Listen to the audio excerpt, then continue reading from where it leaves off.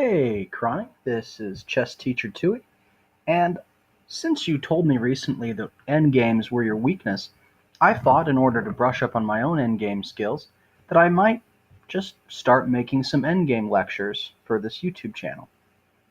So, I'm hoping that you already know how to checkmate with a king and a queen versus a lone king, and a king and a rook versus a lone king, but I don't know if you know how to handle hen games where you have a queen or a rook versus minor pieces. So I thought that I would do a series of lectures and sort of go in level of difficulty. So in terms of how I'm doing this, I'm using International Master Jeremy Silman's uh, endgame course, Beginning to Master, to kind of just take us through the levels of what we want to do.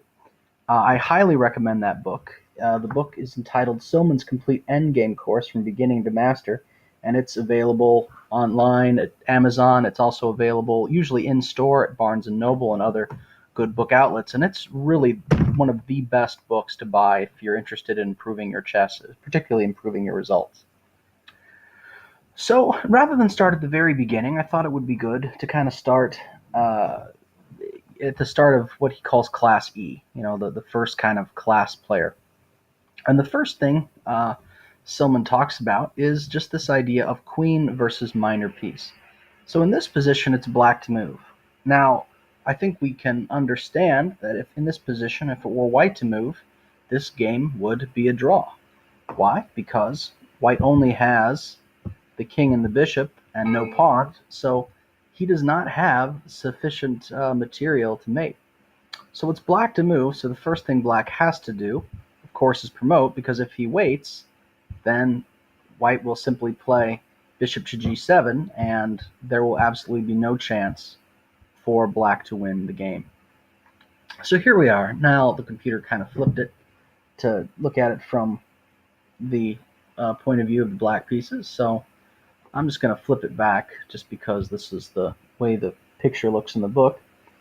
So now the queen has promoted, and this wins easily. Now, uh, black can do a couple of different ideas here. He can either ignore the bishop entirely and just start going for the king, or he can maybe just try to set up some kind of a piece fork in order to try to win the piece.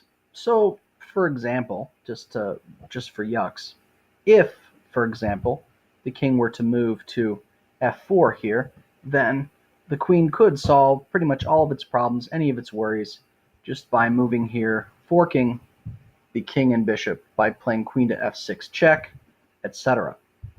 But rather than trying to force a piece fork to eliminate the bishop, the queen does not even have to do that. That is not even something that black has to worry about. But the main key that you have to always be careful when it comes to this idea of a queen versus a lone bishop is to remember that a bishop is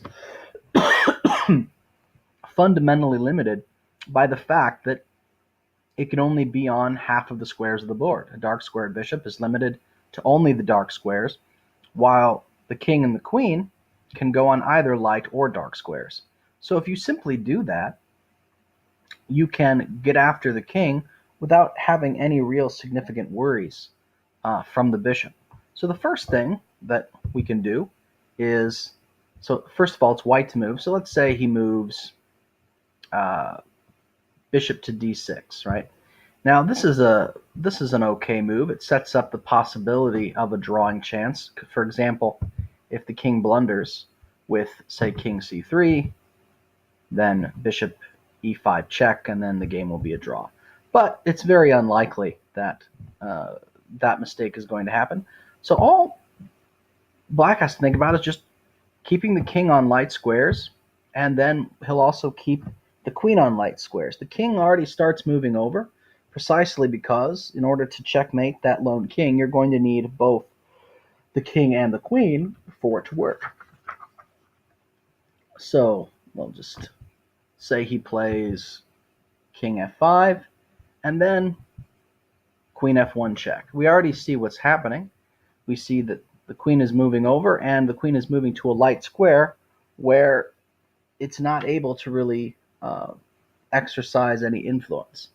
So in this position, right, he could try something like this and block, in which case the king can just move up, or can move something like this, king e5. So let's say he moves king e5 and then queen e2, staying on the light squares. King f5, queen h5 check. We see him beginning to push back. And the reason why he's going to be pushing back toward the back of the board, is if the king comes here, then wins the piece, and the game is even more easily won. So now the king has to come up. So queen h5, queen f6, or king f6, excuse me, king e4, and you see what he's doing. The pushing the king back to the edge of the board, staying on the light squares. It's a fairly easy method. So let's say he says, so he's trying to keep the bishop from getting too close to the king so as to avoid certain kinds of forks. So bishop f8, queen e5 check. That'll push the king back even further. So after queen e5 check, king to g6, queen to e8 check,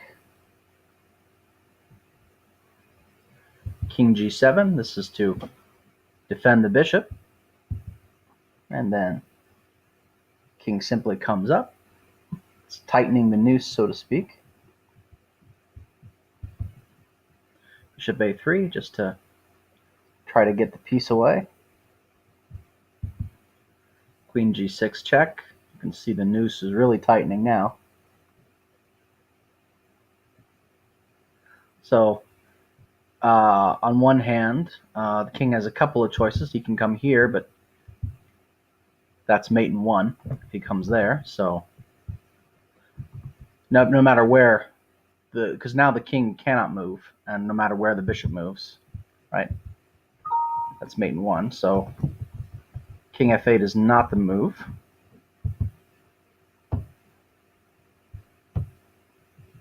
So after king h8, king's still coming up, right? It's fairly simple.